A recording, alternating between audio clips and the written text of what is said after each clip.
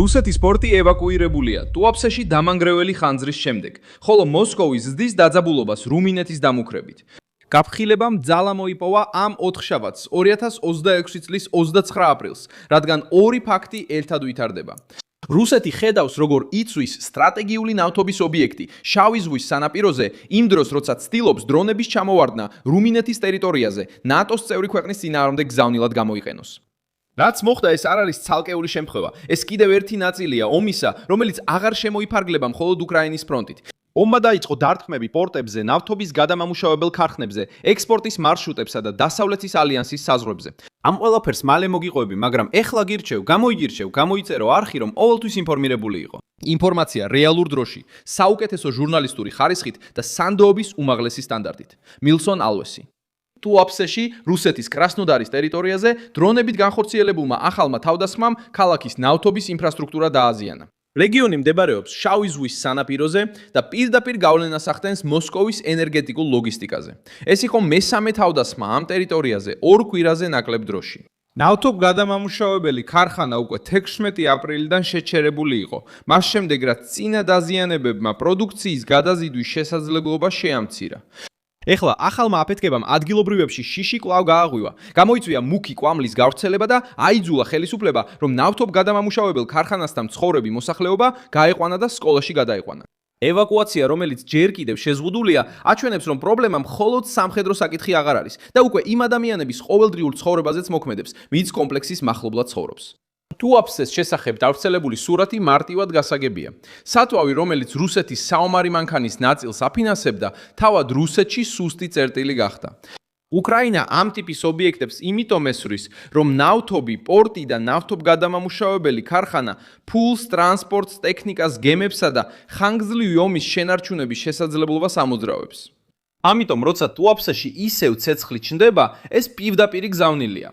კიევის ზეწოლას რუსეთის უკანა ხაზებში გადააქვს, ურტყამს იქ, სადაც მოსკოვს ყველაზე მეტად ურტყამს, ფინანსებსა და ლოგისტიკას. რუსეთის მთავრობამ სცადა შეემცირებინა ამ ეპიზოდის მნიშვნელობა. ვლადიმირ პუტინმა უკრაინა დაადანაშაულა სამოქალაქო ინფრასტრუქტურაზე თავდასხმაში და განაცხადა, რომ ენერგეტიკულ ობიექტებზე დარტყმებს შეიძლება გარემოსთვის სერიოზული შედეგები მოხვდეს. მიუხედავად ამისა, მან განაცხადა, რომ ადგილობრივი ხელისუფლება იუწყებოდა, რომ სერიოზული საფრთხეები არ არსებობდა. პრობლემა ის არის, რომ თვითონ ტუაფსეში მომხდარი შემთხვევა ამ განცხადებას ასუსტებს. თუ მძიმე კვამლი, დაღურილი ნავთობი, მოსახლეობის ევაკუაცია, სკოლაში ადამიანების მიღება და საგანგებო ოპერაციები მიმდინარეობს, ნორმალურობის წარმოდგენა რთულია. რუსეთი ცდილობს კონტროლის ჩვენებას, მაგრამ ცეცხლი ზეწოლას აჩვენებს. ყველაზე მგრძნობიარე საკითხი გარემოსა და სოციალურ ზემოქმედებას ეხება. რეპორტაჟებში საუბრობდნენ მუქ წვიმაზე, ზეთოვან ნარჩენებზე და მძიმე ჰაერზე. წინა თავდასხმების შემდეგ ადგილობრივებმა დაწვის სუნი, შავ ჭუჭყი ტანსაცმელზე და სანაპირო ზოლში დაბინძურების ნიშნები აღნიშნეს. ეს ტუაფსეს ომის სამიზნეზე მეტად აქცევს. ქალაქი ხდება მაგალითი იმისა, თუ როგორ ვერ შეძლო რუსულმა საჰაერო თავდაცვამ გადამწყვეტი ობიექტის დაცვა და როგორ გრძნობს ახლა მოსახლეობა თავს. კონფლიქტი, რომლის შიდა ყოველდღიურობისგან შორს შენარჩუნებას კრემლი პირდებოდა, ეს ნაწილობრივი ევაკუაცია მოსკოვისთვის არასასიამოვნო კითხვას აჩენს. რატომ დაელოდნენ ასე დიდხანს? როდესაც ნავთობ გადამამუშავებელი ქარხანა რამდენიმე დღის განმავლობაში იწვის, როდესაც არსებობს ტოქსიკური კვამლის საფრთხე და როდესაც მოსახლეობა უკვე ითხოვს ევაკუაციას, საჯარო რეაგირება სწრაფი უნდა იყოს. მაგრამ რუსეთი ნელ-ნელა მოქმედებდა, ცდილობდა ნარატივის კონტროლს და მხოლოდ შემდეგ დაიწყო სერიოზულობის აღიარება. მთავრობისთვის, რომელიც ცდილობს ძალა აჩვენოს, ტუაფსე სისუსტეს აჩვენებს. ცეცხლი მხოლოდ ალი არ არის. ეს არის პოლიტიკური, ლოგისტიკური და ფსიქოლოგიური გამოფიტვა. სანამ რუსული პორტი იწვოდა, კრიზისის კიდევ ერთი წერტილი რუმინეთში ვითარდებოდა. 2026 წლის 25 აპრილს. დრონების ფრაგმენტები აღმოჩენილი იყო გალაცის ქალაქში და ასევე ტულჩეის რეგიონში, მას შემდეგ რაც რუსეთმა უკრაინაზე ახალი ტალღა განახორციელა. გალაცში დაზიანდა ელექტროენერგიის ბოძი და მიმდებარე ნაგებობა. რუმინეთის ხელისუფლებამ მოსახლეობა ევაკუაცია მოახდინა ასაფეთქებელი ნივთიერების საფრთხის გამო და რუსი ელჩი გამოიძახა საპროტესტოდ. რუმინეთი ფრონტზე არ არის, მაგრამ ომის უშუალო საზღვარზეა და ყოველი დრონი, რომელიც იქ ვარდება, ყურადღებას კიდევ უფრო ნატოსკენ უბიძგებს. რუსეთის პასუხი კიდევ უფრო მძიმე იყო. მათ გაავრცელეს განცხადება, რომელმაც ბუქარესტში განგაში გამოიწვია. ამბობენ, რომ რუმინეთი, როდესაც მონაწილეობს იარაღის, საბრძოლო მასალისა და აღჭურვილობის მიწოდებაში კიევისთვის, ფაქტობრივად კონფლიქტის ნაწილი ხდება და უნდა აცნობიერებდეს შესაძლო შედეგებს. დიპლომატიურ ენაზე ეს მუხარა. მოსკოვმა არა მხოლოდ უარყო პასუხისგებლობა. მოსკოვმა სცადა დასავლეთის ალიანსის ერთ-ერთი ქვეყნის დაშინება და აქ საქმე უკვე ფეთქებად საშიში ხდება. რუსეთი განიცდის თავდასხმებს თავის ენერგეტიკულ უკანახაზებზე, ცდილობს ჩააქროს ხანძრები, რომლებიც აზიანებს მის იმიჯს და ამავე დროს უფრო მკაცრი ხდება. რუმინეთის წინააღმდეგ კრემლი როგორც ჩანს იყენებს გარე მუხარას შიდა სისუსტის შესაბალანსებლად. იმის ნაცვლად, რომ ახსნას რატო გადიან დრონები შავი ზღვის რეგიონში და ტოვებენ კვალს რუმინეთის ტერიტორიაზე, მოსკოვი აბრალებს საპირისპიროს და ცდილობს დარღვევის მსხვერპლი პროვოკატორად წარმოაჩინოს. ეს ცნობილი მანევრია. როცა ზეწოლა იზრდება, რუსეთი ტონს ამაღლებს. რუმინეთმა ეს შემთხვევა დეტალად არ ჩათვალა. რუმინეთის თავდაცვის სამინისტრომ დაგმო რუსეთის ქმედებები და განაცხადა, რომ ისინი წარმოადგენს ახალ გამოწვევას რეგიონული უსაფრთხოებისა და სტაბილურობისთვის. შავ ზღვაში ორი ბრიტანული გამანადგურებელიც გააქტიურდა გაძლიერებული საჰაერო პატრულირების მისიის ფარგლებში, რაც მიუთითებს, რომ ნატო ყურადღებით აკვირდება სიტუაციას.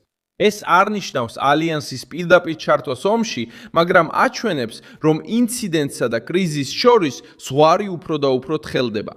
არასწორმა გათხოვამ შეიძლება ძვირად დაგვიჯდეს. შავი ზღვა რისკის დერეფნად იქცა. ერთი მხრიდან უკრაინა ცდილობს რუსული შემოსავლების შეწყვეტას, უტევს ნავთობს, პორტებს და ომისთვის საჭირო ობიექტებს. მეორე მხრიდან კი რუსეთი აგრძელებს დრონების გაშვებას უკრაინის წინააღმდეგ. მაგრამ ამ აპარატების ნაწილი უახლოვდება ან ვარდება ნატოს მოკავშირე ქვეყნების ტერიტორიასთან ახლოს. შუაში რჩებიან რუმინეთი, მოლდოვა, ბულგარეთი, თურქეთი და მთელი რეგიონის საზღვაო უსაფრთხოება. რაც ტუაფსეში ხდება, მხოლოდ ტუაფსეში არ რჩება, რაც გალატეში ვარდება, მხოლოდ ლითონის ნაჭერი არ არის. ყველაფერი ერთმანეთთან არის დაკავშირებული. კრიზისი კიდევ ერთ ფენას იძენს გლობალური ნავთობის საკითხში, მაშინ როცა რუსეთი რეფინერიებზე თავდასხმებს აწყდება. ახლო აღმოსავლეთში დაძაბულობაა ჰორმუზის სრუტეში, ხოლო შეერთებული შტატები ზრდის ზეწოლას ირანის პორტებზე. ეს თეირანსაც აწვება, მაგრამ ასევე მოსკოვსაც, რადგან ნავთობზე ნებისმიერი შოკი გავლენას ახდენს ომზე, სანქციებსა და ალიანსებზე. ამ გარემოში რუსეთი ცდილობს ძალა აჩვენოს, მაგრამ საკუთარ ენერგეტიკულ სისტემაში ხანძრებს აწყდება. ეს მხოლოდ ერთი ქალაქი არ არის დაზარალებული. ეს უფრო დიდი ჯაჭვის ნაწილია, სადაც რუსული ნავთობის ობიექტები აღარ არის ხელშეუხებელი. უკრაინამ გააცნობიერა, რომ ფრონტზე თითოეული მეტრის მოგება აუცილებელი არ არის კრემლისთვის რეალური ხარჯის მისატენებლად. საკმარისია ომი იმდენად ძვირი გახადოს, რომ მისი გაგრძელება რთული იყოს. ყოველი გაჩერებული ნავთობგადამამუშავებელი და დაზიანებული ტერმინალი მოსკოვს უფრო თავდაცვით პოზიციაში აყენებს. რუმინეთის მიმართ მუხარაც აჩვენებს კრემლის ნერვიულობას კიევის მხარდამჭერი ქსელის გამო. მოსკოვმა იცის, რომ უკრაინა დამოკიდებულია მომარაგების მარშრუტებზე, დაზვერვაზე, საჰაერო თავდაცვაზე, საბრძოლო მასალასა და დასავლეთის დახმარებაზე. ამიტომაც ცდილობს მეზობელ ქვეყნებზე ზეწოლას, რომლებიც კიევს ეხმარებიან წინააღმდეგობის გაწევაში. მაგრამ ბუქარესტის მიმართ მუხარამ შეიძლება საპირისპირო ეფექტი გამოიწვიოს. დასავლეთის ალიანსის კიდევ უფრო გაერთიანება, საჰაერო პატრულირების გაძლიერება და აღმოსავლეთ ფლანგზე სამხედრო ყოფნის გაზრდის გამართლება. ცდილობს შეაშინოს, მაგრამ საბოლოოდ აჩვენებს, რომ ალყაში ყოფნას გრძნობს. ბირთვული განგაში, რომელსაც საერთაშორისო ატომური ენერგიის სააგენტოს დირექტორი რაფაელ გროსი ასახელებს, კიდევ უფრო ამძაფრებს საშიშ გარემოს. მან განაცხადა, რომ ბირთვული კატასტროფის რისკი ისეთ დონეს მიაღწია, როგორიც ცივი ომის შემდეგ არ ყოფილა. იმ დროს, როცა ომები ევროპასა და ახლო აღმოსავლეთში დაბრუნდა და უსაფრთხოების მექანიზმები ზეწოლის ქვეშაა. ეს გაფრთხილება იმავე პერიოდში ჩნდება, როცა დრონები საზღვრებს კვეთენ, ნავთობგადამამუშავებელი ქარხნები იწვის, პორტები ჩერდება, ენერგია პოლიტიკური იარაღად იქცევა და დიდი ძალები საზღვრებს ცდიან. მოსკოვი იმუქრება, რათა სისუსტე დამალოს, მაგრამ სიტუაცია სხვა რამეს აჩვენებს. ომი სულ უფრო მაღალ ფასს ითხოვს და რუსეთის უკანა ხაზი უკვე აღარ ჩანს ისეთი უსაფრთხო, როგორც კრემლს სურდა ეჩვენებინა. დასვი ლაიქი ამ ვიდეოზე, გამოიწერე არხი და ბოლოს გადახედე კომენტარებს, რომ კიდევ უფრო მეტად ჩაერთო ჩვენ საზოგადოებაში. Milson Alvesi News.